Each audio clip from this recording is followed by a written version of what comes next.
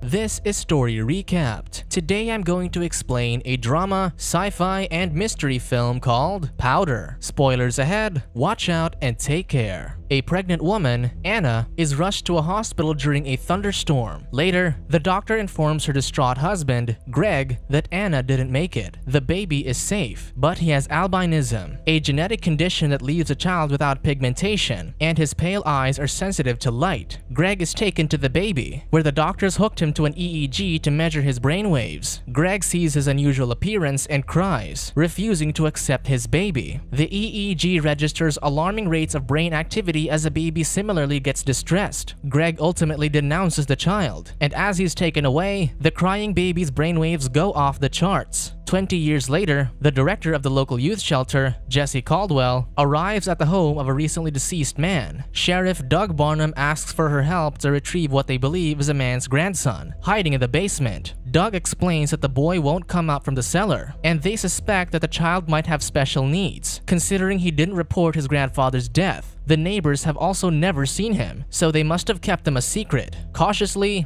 Doug and Jessie go down and find the boy crouched in the dark. The boy, Jeremy Reed, nicknamed Powder by his grandparents, explains how he tried to help his grandfather, but Doug assures him that he's in no trouble. Jessie coaxes him out, and when he steps into the light, both she and Doug are surprised to see the pale, hairless boy. Jessie asks Doug to get him something to eat and asks Jeremy why he didn't call anyone when his grandfather fell. Jeremy says his grandfather always said people would come to take him away if he's seen. Later, Jeremy tells Jessie he's never been to school, but he's read all the books in the cellar. Jessie grabs a copy of Moby Dick, commenting that college kids struggle through it. Jeremy asks her to pick a page, and when she does, he recites a paragraph from it. Jeremy tells her he knows all the books in his vast library, pleasantly surprising Jessie. Much later, Jeremy walks outside with Jessie and Doug. Police officers and neighbors stare in awe, and suddenly, radios and police sirens go off, seemingly affected by Jeremy's presence. As Jessie drives away with Jeremy, Doug notices the roof lined with several lightning rods. Another officer, Harley Duncan, informs Doug that the doctors found evidence of defibrillation on the old man, suggesting that Jeremy electrocuted his grandfather. Harley is spooked by Jeremy, but Doug only dismisses him.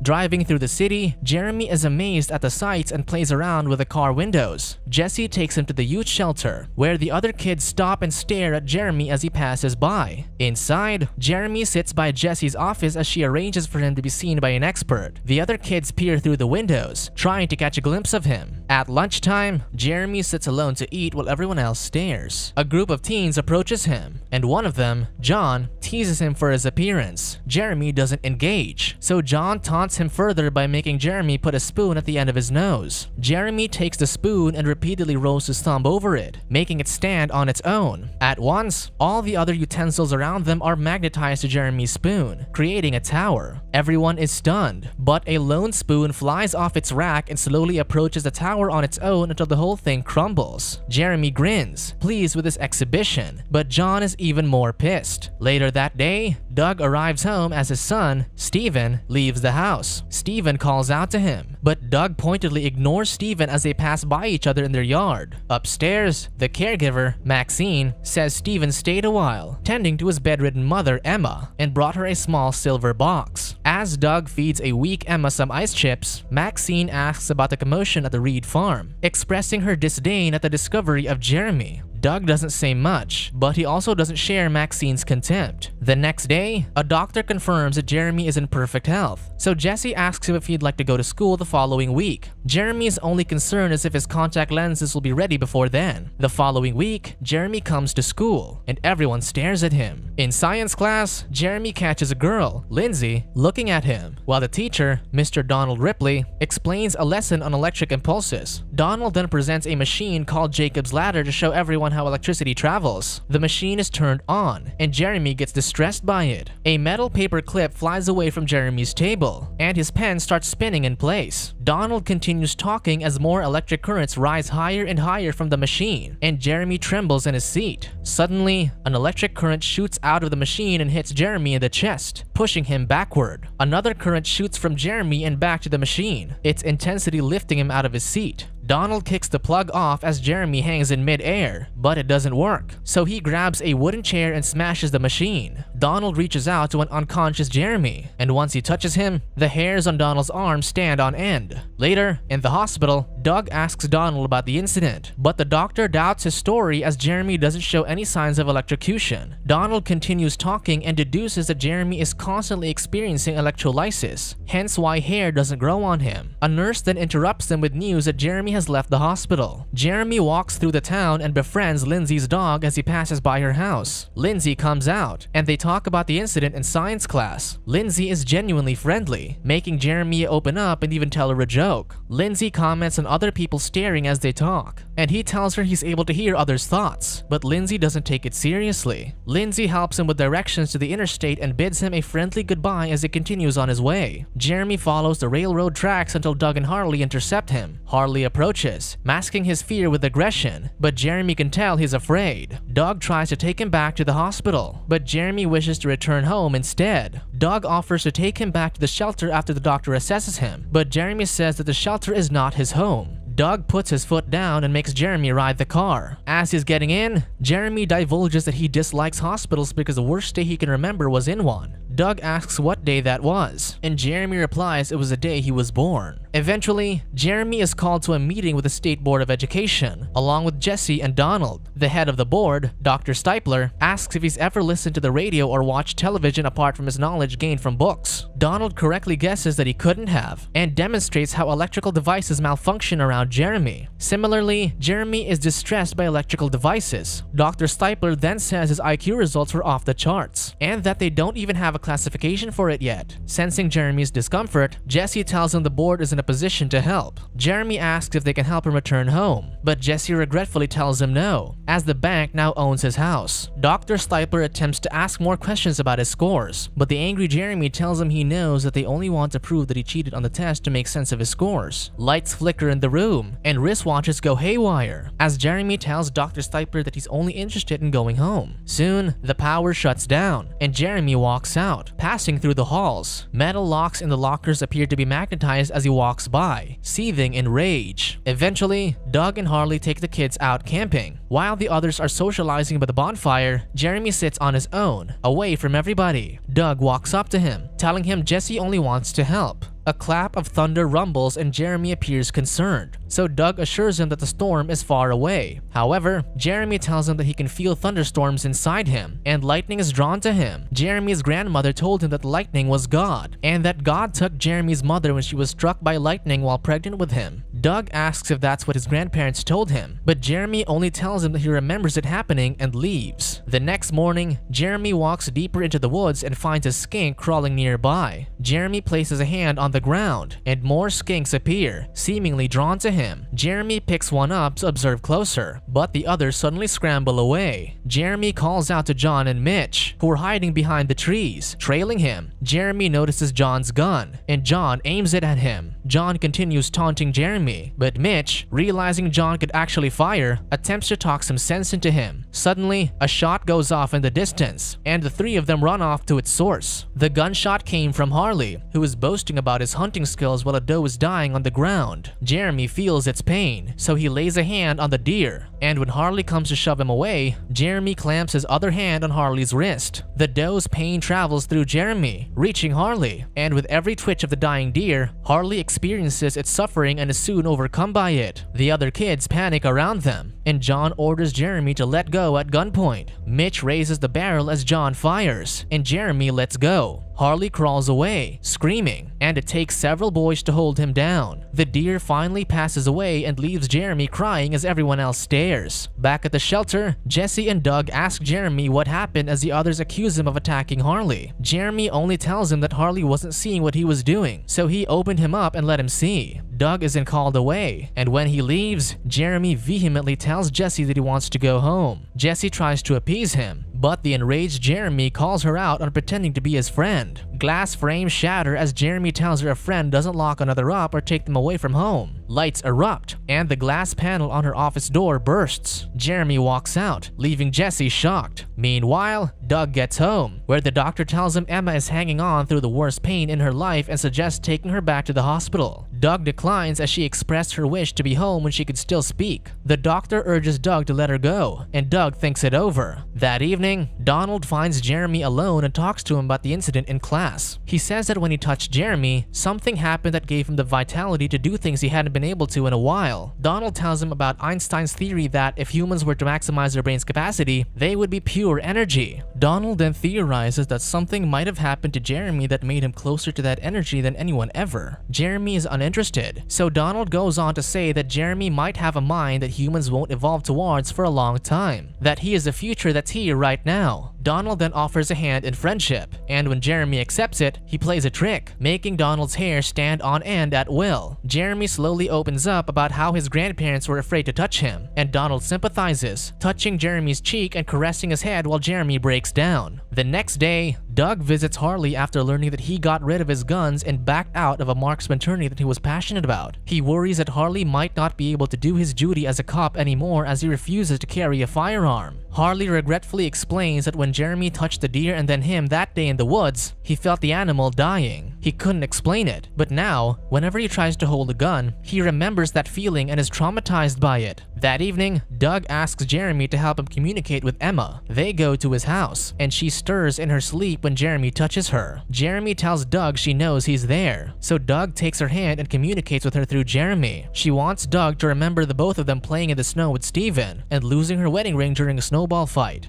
Doug continues the story of him and Steven digging through the snow all afternoon, looking for it. Emma begins crying, and Jeremy says she wants Doug to open the silver box Steven left days before. Doug opens it and finds the ring inside. Emma, through Jeremy, says Steven found it in the old house and knew that it was time to come home. She adds that she believes in miracles now, and that Doug should too. Emma calls Jeremy an angel that has come to take her home, but she won't leave this world until Doug and Steven reconcile. Doug puts her ring back on her finger as she requests, and Jeremy touches Doug's hand, letting him near Emma before she passes away. Shortly, Steven arrives, and Doug meets him on the porch, wrapping him in a tight embrace. Days after, Jeremy meets Lindsay at the fair and tells her people are wondering if he killed Doug's wife. Lindsay dismisses them and asks what people are like inside, to which Jeremy says most people feel separated from everything, although they're part of everyone and everything. Lindsay doesn't believe it at first, but Jeremy explains that, like his grandparents, she has a spot in her mind that she can't see past, making her feel separated. They touch hands, and, for a brief moment, share each other's thoughts and feelings. Lindsay becomes privy to Jeremy's pain, stemming from his father's abandonment, so he breaks off the connection. Jeremy asks if Lindsay thinks he's ugly like his father did, but Lindsay says he has the most beautiful face she's ever seen and kisses him. Jeremy leans in for another kiss, and they do it again. However, Lindsay's father sees him and gets angry, manhandling Jeremy as he berates him. Jessie comes in time before he hurts Jeremy. He then takes Lindsay away after threatening Jessie with a lawsuit. Distraught, Jeremy packs his things and leaves to return to the farm. Before he leaves, he hears the boys playing basketball in the gym and goes inside to watch. But Jeremy is distracted by a boy washing himself. John sees Jeremy and accuses him of peeping. John taunts him once again by taking his hat and calling him names. Jeremy reaches for the hat, but John blocks him. And when he does, Jeremy gets access to John's repressed memories of his stepfather beating him up when he was younger. Enraged, John pushes Jeremy against the wall and threatens to kill him. Just then, thunder rumbles, and sensing Jeremy's fear, John and the others take him outside and rips his clothes off. John ridicules his pale skin and pushes him onto a muddy puddle. John continues to insult Jeremy to the point where he's so riled up that he unleashes a strong force, sending everyone flying backward. Rain starts to pour, and the others get up, except John. Mitch checks up on him and discovers his heart has stopped beating. Jeremy puts his clothes back on, lays his hands on John's chest, and defibrillates him several times until he is revived. Mitch then helps him get away, and Jeremy stowaways on a truck heading to the farm. Jeremy reaches their old house and finds that everything has been taken away. Jessie arrives shortly after and finds Jeremy in the empty cellar. She consoles Jeremy, promising him that she'll find a place fit for someone as beautiful as him, and wraps him in an embrace. Donald also arrives, ready to take them both away. Just as they're leaving, Doug and Harley arrive to arrest Jeremy. Jessie and Donald talk some sense into Doug to let him go, but Harley insists on taking Jeremy. As a thunderstorm approaches, approaches, Jeremy is drawn to walk into the fields. He tells Doug that his wife didn't go someplace because he felt her go out everywhere. Donald quotes Einstein, and Jessie smiles at Jeremy sadly before he rushes to the middle of the field. Harley gives chase, and they all run after Jeremy. As he's running, a bolt of lightning strikes Jeremy in the chest and continues to feed him energy. Soon, balls of energy form on Jeremy's limbs, and he disappears in a blinding flash of light. The four are left in shock as Jeremy finally attains freedom.